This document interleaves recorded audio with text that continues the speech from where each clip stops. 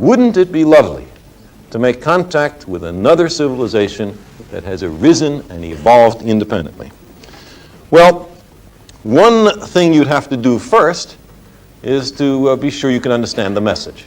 So what we did was to devise a complicated message, which you can see here, of zeros and ones. The 0 and 1 might be a long and a short radio beep, beep, beep, beep, beep, beep, beep, beep. Or it might be two frequencies, beep, beep, beep, beep, beep, beep. Might be many things, but it's a language of two letters. And you can see there's an enormous number of zeros and ones, in fact 27,000 and something of them here. You can't tell just by looking at it. Oh my goodness, I see what this is. You have to think about it. Now the key to this is that the total number of zeros and ones is 31 times 31 times 31. 31 cubed. And it suggests that it's a pictorial message in 3 dimensions. 1 will be represented by a black square and a 0 by a transparent square. Here's a whole sequence of transparent squares. That is, this would represent a sequence of zeros. Now, building up as the message requires, first space is a 1, which is black. Second space, another 1, which is black. Third space, another 1, which is black. And in fact, it's black 1s all the way across the top line.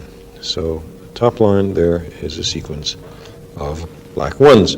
Next line begins with a black 1, but then there's a sequence of zeros represented by the transparent markers, and then a 1 at the end.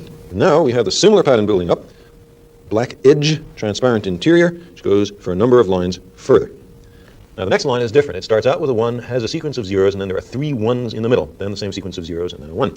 So here is the black 1 at the periphery. Then here are the zeros.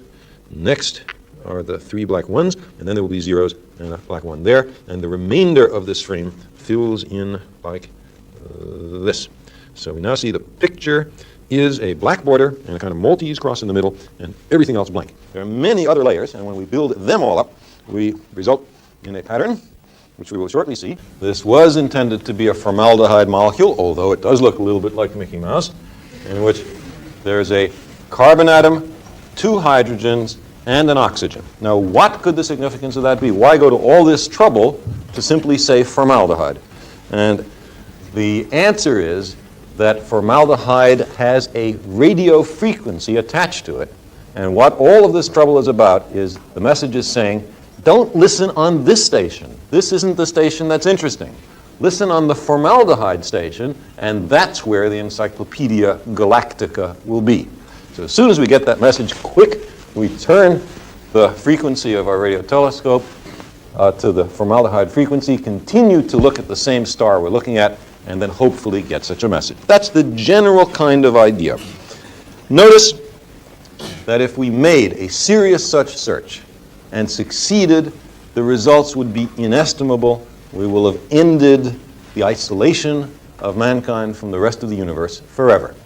If we made a serious search and failed, we would have determined something of the uniqueness, fragility, preciousness of human beings. And it seems to me either way we win.